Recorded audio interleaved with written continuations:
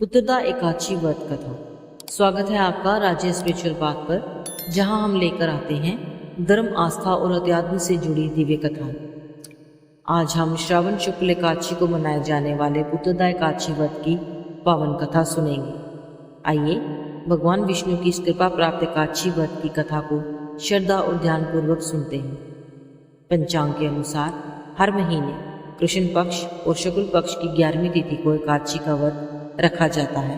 शास्त्रों में एकादशी व्रत को बहुत ही महत्वपूर्ण और पुण्यकारी माना गया है, जो कि भगवान विष्णु की पूजा अर्चना के लिए समर्पित होती है। उत्तरदा एकादशी का व्रत सावन शुक्ल पक्ष की तृतीया को रखा जाएगा, जो कि इस बार 5 अगस्त 2025 को पड़ रही है। बात करें उत्तरदा एकादशी की, तो साल में 2 बार पौष और श्रावण मास उत्तरदा एकादशी का व्रत रखा जाता है। सावन महीने की शुक्ल पक्ष की 11वीं तिथि को पड़ने वाली एकादशी को उत्तरदा एकादशी कहते हैं।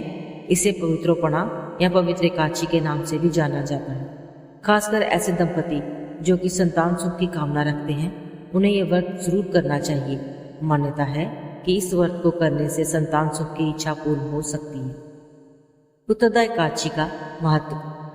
श्री युधिष्ठिर कहने लगे कि हे भगवान, मैंने श्रावण माह के कृष्ण पक्ष की कामिका एकादशी का सविस्तार वर्णन सुना। अब आप मुझे श्रावण शुक्ल एकादशी का क्या नाम है, व्रत करने की विधि तथा इसका महात्म्य कृपा करके कहिए। मधुसूदन कहने लगे कि इस एकादशी का नाम उत्तरदा एकादशी है। इस एकादशी को पवित्रा एकादशी भी कहा जाता है। उत्तरदा एकादशी व्रत करने वाले व्यक्ति को पूजा के बाद श्रावण उत्तरदा एकादशी व्रत की कथा जरूर सुननी चाहिए। ऐसा करने से व्रत पूर्ण होता है और मनोकामनाएं पूर्ण होती हैं। अब आप शांतिपूर्वक इसकी कथा सुनिए। इसके सुनने मात्र से ही वाजपेयी यज्ञ का फल मिलता है। उत्तरदा एकादशी व्रत कथा। द्वापर युग के आरंभ में महिष्मती नाम की एक नगरी थी, जिसमें महिजीत नाम का राजा राज्य करता था। लेकिन पुत्रहीन होने के कारण राजा को राज्य सुखदायक नहीं लगता था। उसका मानना था कि जिसके संतान ना हो, उसके लिए ये लोक और परलोक दोनों ही दुखदायक होते हैं। पुत्र सुख की प्राप्ति के लिए राजा ने अनेक उपाय किए, परंतु राजा को पुत्र की प्राप्ति नहीं हुई। वृद्धावस्था आती देखकर राजा ने प्रजा के प्रतिनिधियों को बुलाया और कहा कि प्रजाजनों, मेरे खजाने में अन्याय से उपार्जन किया हुआ धन नहीं है। ना मैंने कभी देवताओं तथा ब्राह्मणों का धन छीना है। किसी दूसरे की धरोहर भी मैंने नहीं ली। प्रजा को पुत्र के समान पालता रहा। मैं अपराधियों को पुत्र तथा बांधवों की तरह दंड देता रहा। कभी किसी से घृणा नहीं की, सबको सम्मान माना है। सज्जनों की सदा पूजा करता हूँ। इस प्रकार धर्मयुक्त राज्य करते हुए भी मेरे पुत्र नहीं है, सो मैं अत्यंत दुख पा रहा हूँ। इसका क्या कारण है? राजा महिजीत की इस बात को विचारने के लिए मंत्री तथा प्रजा के प्रतिनिधि वन को गए। वहां बड़े बड़े ऋषि मुनियों के दर्शन किए। राजा की उत्तम कामना की पूर्ति के लिए किसी श्रेष्ठ तपस्वी मुनि को देखते फिरते रहे। एक आश्रम में उन्होंने एक अत्यंत वयोवृद्ध धर्म के ज्ञाता, बड़े तपस्वी, परमात्मा में मन लगाए हुए, निराहार, जितेंद्रिय, जितात्मा, जित क्रोध, सनातन धर्म के गूढ़ तत्वों को जानने वाले, समस्त शास्त्रों के ज्ञाता महात्मा लोमश मुनि को देखा, जिनका कल्प के व्यतीत होने पर एक रोम गिरता था। सबने जाकर ऋषि को प्रणाम किया। उन लोगों को देखकर मुनि ने पूछा कि आप लोग किस कारण से आए हैं? निस्संदेह मैं आप लोगों का हित करूंगा। मेरा जन्म केवल दूसरों के उपकार के लिए हुआ है, इसमें संदेह मत करो। लोमश ऋषि के ऐसे वचन सुनकर सब लोग बोले, हे महर्षि, आप हमारी बात जानने में ब्रह्म से भी अधिक समर्थ हैं, अतः आप हमारे इस संदेह को दूर कीजिए। महिष्मतीपुरी का धर्मात्मा राजा महिजीत प्रजा का पुत्र के समान पालन करता है, फिर भी वह पुत्रहीन होने के कारण दुखी। उन लोगों ने आगे कहा कि हम लोग उसकी प्रजा हैं, अतः उसके दुख से हम भी दुखी हैं। आपके दर्शन से हमें पूर्ण विश्वास है कि हमारा ये संकट अवश्य दूर हो जाएगा, क्योंकि महान पुरुषों के दर्शन मात्र से अनेक कष्ट दूर हो जाते हैं। अब आप कृपा करके राजा के पुत्र होने का उपाय बतलाएं।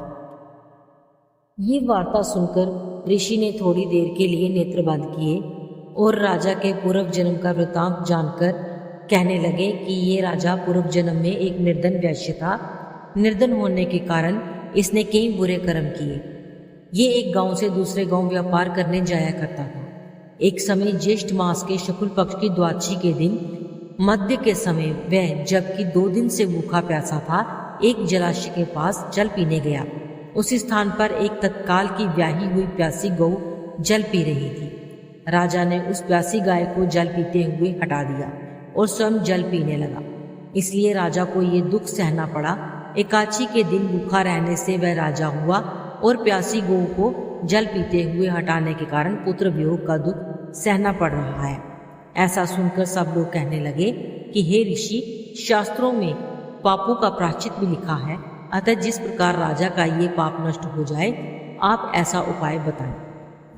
लोमश ऋषि के ऐसे वचन सुनकर मंत्रियों सहित सारी प्रजा नगर को वापस लौट आई और जब श्रावण शुक्ल एकादशी आई तो ऋषि की आज्ञा अनुसार सबने पुत्रदा एकादशी का व्रत और जागरण किया। इसके पश्चात द्वादशी के दिन इसके पुण्य का फल राजा को दिया गया। उस पुण्य के प्रभाव से रानी ने गर्भ धारण किया और प्रसव काल समाप्त होने पर उसके एक बड़ा तेजस्वी पुत्र उत्पन्न हुआ। इसलिए हे राजन, इस श्रावण शुक्ल एकादशी का नाम पुत्रदा पड़ा। अतः संतान सुख की इच्छा हासिल करने वाले इस व्रत को अवश्य करें। इसके महात्म्य को सुनने से मनुष्य सब पापों से मुक्त हो जाता है और इस लोक में संतान सुख भोगकर परलोक में स्वर्ग को प्राप्त होता है। तो ये थी श्रावण मास की पुत्रदा एकादशी व्रत कथा।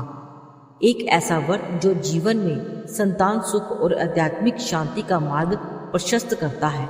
जो भी श्रद्धा और नियम से ये व्रत करता है, उसके सभी पाप नष्ट होते हैं और उसे संतान सुख के साथ स्वर्ग की प्राप्ति भी होती है। यदि आपको ये कथा पसंद आई हो तो कृपया इसे लाइक करें, शेयर करें और चैनल राजेश स्पिरिचुअल पाथ को सब्सक्राइब करें, ताकि आपको भविष्य में भी ऐसी ही दिव्य कथाएं और व्रत महात्म्य समय पर मिलते रहें। जय श्री हरि।